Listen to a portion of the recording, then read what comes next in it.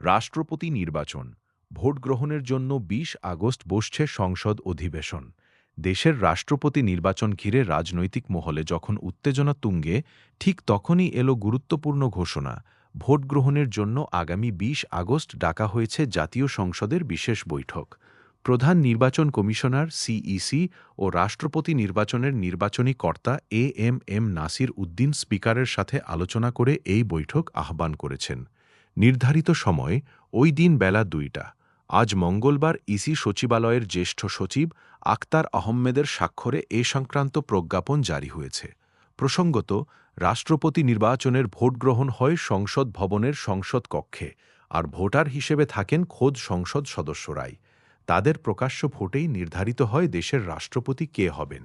অধিবেশন চলুক বা না চলুক, নির্বাচন থামে না। অনেকেই হয়তো জানেন না, রাষ্ট্রপতি নির্বাচনের জন্য সংসদ অধিবেশন চলমান থাকতেই হবে, এমন কোনো বাধ্যবাধকতা নেই। আইন অনুযায়ী অধিবেশনের বাইরে হলেও প্রয়োজন পড়লে স্পিকারের সাথে আলোচনা করে ভোটের দিন তারিখ ঠিক করার ক্ষমতা রাখে নির্বাচন কমিশন।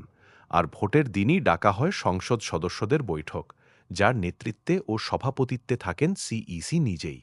বর্তমানে যেহেতু সংসদের কোনো অধিবেশন চলমান নেই, গত ১৫ জুলাই শেষ হয়েছে ত্রয়োদশ সংসদের দ্বিতীয় অধিবেশন, আর তৃতীয় অধিবেশন শুরু হবে ২৭ আগস্ট থেকে।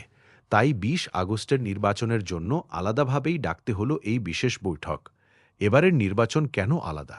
তফসিল অনুযায়ী আগামী বৃহস্পতিবার রাষ্ট্রপতি পদে মনোনয়নপত্র জমা দেওয়ার শেষ দিন। ক্ষমতাসীন দল বিএনপি এখনও প্রার্থীর নাম আনুষ্ঠানিকভাবে জানায়নি।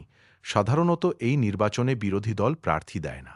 ফলে সংসদে সংখ্যাগরিষ্ঠতার সুবাদে সরকারি দলের প্রার্থীর জয় থাকে প্রায় নিশ্চিত। কিন্তু এবারের চিত্র ভিন্ন। বিরোধী দল ইতিমধ্যে তাদের প্রার্থীর নাম ঘোষণা করে ফেলেছে। ফলে শেষ পর্যন্ত একাধিক প্রার্থী থাকলে ২০ আগস্ট বেলা ২টা থেকে বিকেল ৪টা পর্যন্ত সংসদ কক্ষে সরাসরি ভোট গ্রহণ অনুষ্ঠিত হবে। সব মিলিয়ে এবারের রাষ্ট্রপতি নির্বাচন হতে যাচ্ছে বেশ কয়েক বছর পর প্রথমবারের মতো প্রকৃত প্রতিদ্বন্দ্বিতাপূর্ণ এক নির্বাচন, যেখানে ফলাফল আগে থেকে সহজে অনুমান করা যাচ্ছে না।